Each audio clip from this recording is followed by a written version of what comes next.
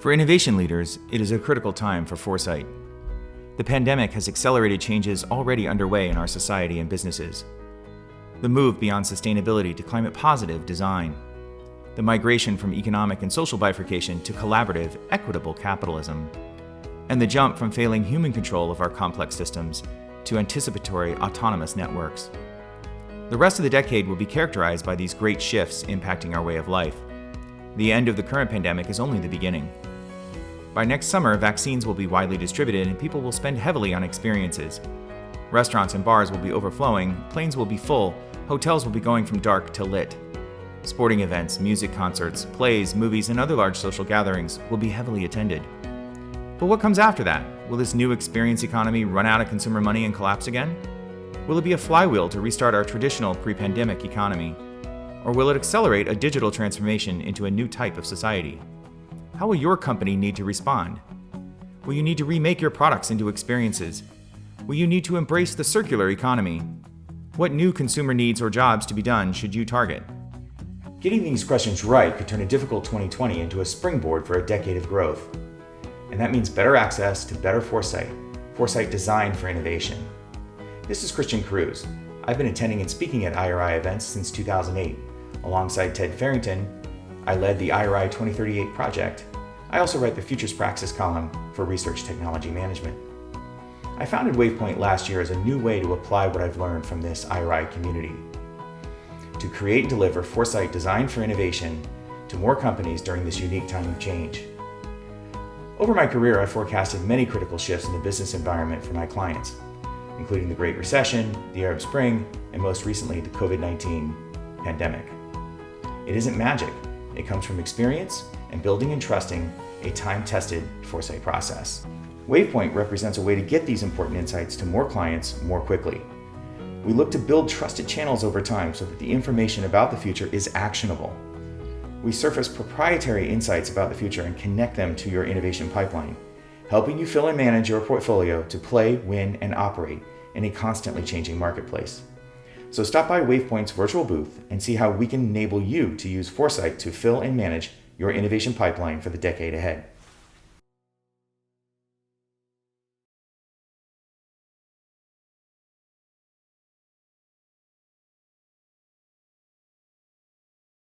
Hello, I'm Jennifer Nienaber, an R&D Director at Procter & Gamble. My career at P&G has spanned 21 years in brands such as Pringles and Pampers. Most recently, I have spent the last year in a very focused products research digital transformation leadership role in our central or corporate function organization. Today, I'm delighted to share the story of the digital transformation journey across our R&D Products Research community with you.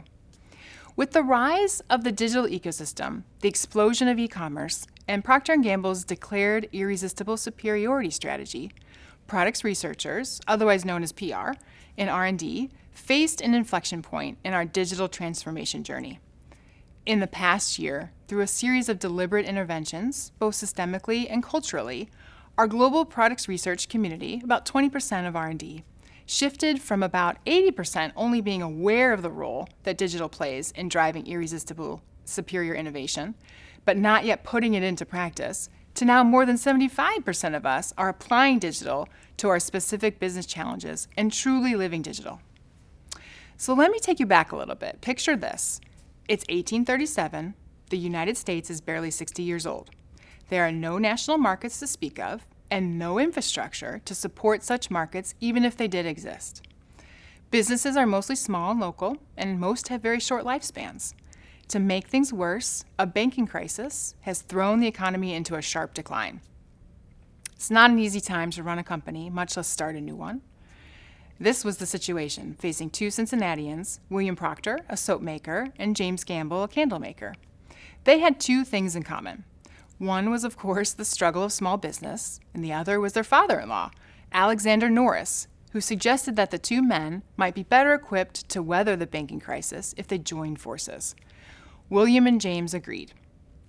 They launched their new soap and candle company as Procter & Gamble, guided by the firm belief that everyday products could and should be of the highest quality. Although P&G made top quality products with candles as the primary business, the market was changing. Just a few years after it was established, the business started to feel the impacts of new gas lighting on streets and in homes. With the candle market disrupted by gas, William and James focused their efforts on their new soap formula. It was called Ivory, the first branded product their company produced. Ivory was mild enough to use on the body, but strong enough to clean dishes, laundry, and even floors. The biggest difference was that Ivory didn't sink in the water. Unlike every other hard bar of soap available, Ivory floated. It was a difference that mattered. Soap that you could drop in the water in the middle of a chore without worrying about having to grab blindly to find it, again, was very popular. That was the innovation that changed the course of the company. From these humble beginnings grew one of the largest consumer packaged goods companies in the world.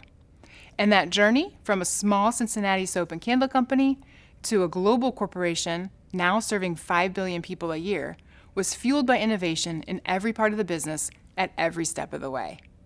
Does this sound familiar to challenges that we're all facing today? Of course it does. At P&G in 2020, we continue to be a company of leading brands. Brands that I'm sure many of you have used and do use on a daily basis. So as background in R&D, and as a company, we seek to continually fuel innovation on all of these brands. R&D has come up with some of the world's most well-known brands and researched, developed, refined, tested, and perfected them. R&D professionals like myself and the others that I work with on a daily basis at P&G, we work with advanced technology to launch products that have the potential to change the marketplace and shape the future of the industry. So when we in R&D started to see significant disruptions both externally and internally, at a pace faster than any time in our history, we knew we needed to evolve our R&D mastery, and specifically within products research, at the speed of the market. Here are 4 forces of disruption that we started to see. Let me take you through them. First, we saw the consumer path to purchase shifting from our core expertise in traditional media and bricks and mortar to more multi-platform, omnichannel executions with very different skills required to win. For example, our e-commerce sales grew 40% this past fiscal year, representing over 10% of our total company sales. Also, the data, software, and artificial intelligence revolution is showing up as a powerful enabler for us for creating irresistible experiences, think Netflix or Amazon, as well as changing the tools we use to understand consumers. Second, we saw significant disruption from startups where the playing field is leveled, especially in consumer to technology translation and in the early or MVP stage. Next, the emergence of performance marketing and direct-to-consumer, otherwise known as DTC, started to change how we work. This new incubation and learning platform is fundamentally shifting how we learn about and commercialize initiatives, and presents a significant new opportunity for us to leverage both the breadth and depth of our product expertise and storytelling acumen. And then finally, the volume and velocity of new real-time data streams started to change how we innovate. Social listening, connected homes, and our own internal data capture and analysis platforms are transforming our capability to model as we speak, and we're building the infrastructure and experiments to enable. At a company level, Kathy Fish, P&G's Research, Development, and Innovation Officer, set these innovating the way we innovate priorities a few years ago, reinforcing that having the agility to adjust as the world around us changes has always been important and is even more urgent with the speed of change today. Along with innovating the way we innovate, P&G also introduced the strategy of irresistible superiority, setting a new standard of quality for our products and packaging, coupled with superior execution of our advertising and in-store messaging. Our CFO, John Moeller, said this in 2017. When a consumer has an irresistibly superior experience with our products, it raises their expectations for performance in the category and makes it hard to go back to what they were using before. So with these forces of disruption and the company mobilized to innovate the way we innovate and focused on irresistible superiority, our products research community reached an inflection point. There was really no way back. How are we going to leverage new digital tools, techniques, and thinking to drive the speed of learning and more delightful consumer experiences? This was the critical question for us as products researchers and really anyone at P&G and in the audience to stay on the cutting edge. You might be asking, what is products research?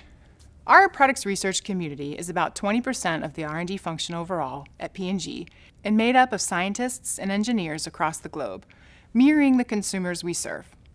Our overall mission is to discover, design, and deliver irresistibly superior products, packages, and experiences that create consumer delight and sustainable competitive advantage.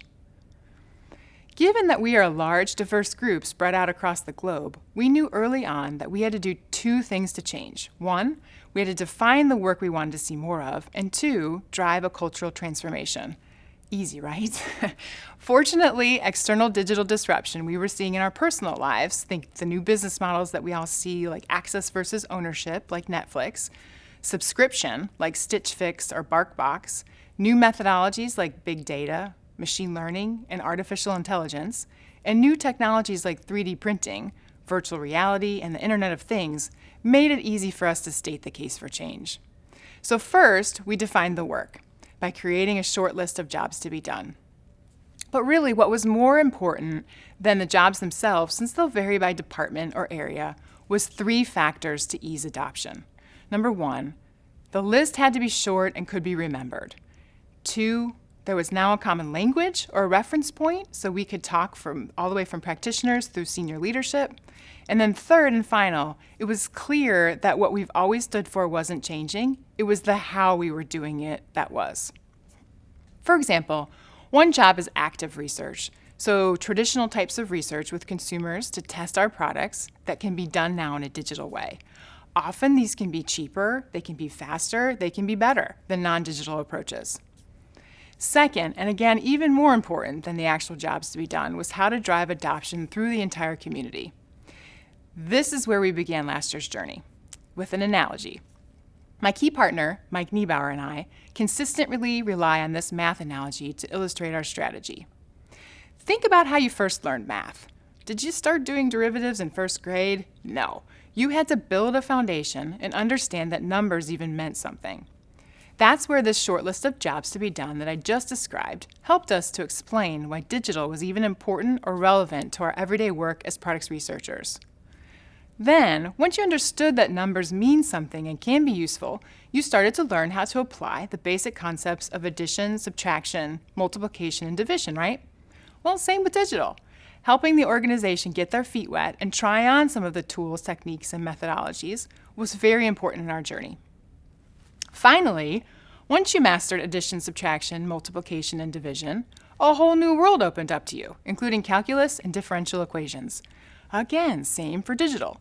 Once products researchers were proficient in basic digital concepts, only then could they start to upskill and specialize in digital products research mastery topics relevant to our specific business unit challenges.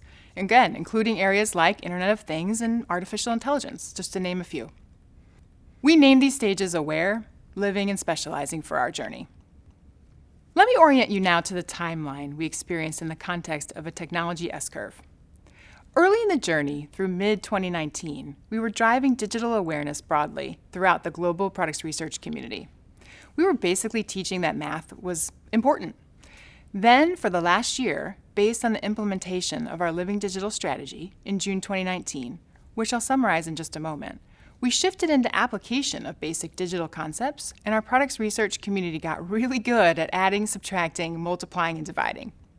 So good, in fact, that some of the folks are ready to tackle calc this year. So what did this mean in terms of our digital transformation journey? First, we entered the year knowing from sensing that 80% of our products research community was at least aware of the role that the digital ecosystem plays in their daily work and how they could leverage it better to discover, design, and deliver irresistibly superior products, packages, and experiences. Again, the mission of our discipline. Great starting point. Numbers and math are indeed important. But that wasn't enough. Good stuff like calculating velocity and determining trig angles awaited. We needed our products research community to incorporate digital PR into their work and even develop thought leadership for their business units and for P&G. At the end of the year, this past summer, we actually flipped the products research community. We are now greater than 75% living digital. From this year's sensing, all business units reported increased activity in all of our digital products research jobs to be done, with each business unit renewing its action plan for this year to keep up its momentum. So how did we do it? By getting really comfortable with turbulent flow. Just kidding. In all seriousness, let me outline what we found to be the conditions for success. First, there were the global R&D community factors: declare, invest, reward, and capitalize. So declare. Leadership declared that digital PR was a priority. My organization and corporate function declared that digital PR was our top create future mastery enabler, and we put that on our action plan, and we repeated its critical importance visibly at global site connects we had, symposia we held, and in our broad scale communication. Similarly, C-suite leadership, including our Research Development and Innovation Officer, Kathy Fish, internally and externally reinforced the link of digital to driving irresistibly superior innovation. And we were all united in prioritizing digital products research to solve business unit challenges. Invest. Investments were made in focused corporate function digital transformation resources like myself. In August of 2019, I transitioned 100% dedicated to this effort, with Mike as my 50% partner in our beauty care business unit. We also had a parallel partner driving similar outcomes in China, with its very unique landscape and needs. Reward. The Living Digital Leadership Council was created to enable pairs of middle managers to make it happen in their business units with our support and the support of their senior VPs. Through their leadership, each pair developed an intentional action plan that included help from us at the beginning of fiscal year 1920 and also alignment with their senior vice presidents. This empowered everyone to drive much needed progress. And then capitalize. Competition continued to invest in digital technologies and tools and launching them into the market, illustrating potential to disrupt P&G businesses.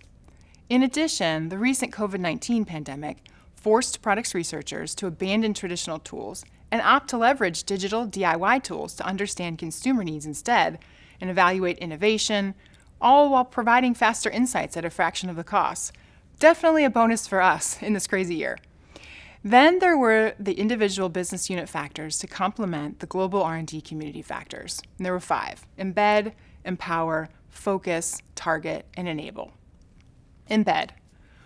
We saw strategies show up in BU-specific town halls and action plans through declaring innovation strategies, sharing early successes in market, recognizing leading-edge innovators, and then doubling down on increasing digital fluency relevant in the BUs. Empower. In each of the BUs, there was action occurring in the digital space, but it was unfocused, reduced the impact, and frustrated our leading-edge innovators. Each BU now has created and aligned a globally focused digital PR action plan, identifying clusters of digital excellence, driving digital PR at all levels of the organization, and most importantly, sparking our digital products research practitioners to drive the transformation. And then focus. They also focused on specific digital PR jobs to be done that were most relevant for their current business model and drove understanding on why they were important, what success metrics they would drive, and how they would grow the business. Target. They also strategically targeted practitioners who could better coach how digital PR thinking can be applied to relevant business situations. And then enable. Finally, BUs partnered with us to drive adoption at BU events, activities, and competitions, support thought leaders to go to internal and external conferences, fund next-gen digital thinking business-relevant experiments, engage to identify augment opportunities for future PR skills, and pilot datafication thinking to begin to connect different streams of data for end-to-end modeling. In summary, these were our conditions for success. The role that Mike and I played was also fundamentally critical to the success of our digital transformation journey. The skill set we needed and that any digital transformation needs were these 5 IQ factors. Related to organizational EQ, we learned very quickly that every business unit needed customized support dependent on its unique business challenges. Each dog breed has its own quirks, right? So ultimately, our job was to serve as water on rock, persistently shaping a new digital culture to enable the businesses by setting the vision, laying out the strategy, in our case, aware, living, specializing, tracking progress across the company, connecting the business units, calling out outages, and then most importantly, shining a light on what was working to encourage others along the journey. So you're probably wondering, where are we going now? We have started to define business unit-specific digital skill distribution targets. Within each business unit, there will really only need to be a few that are aware.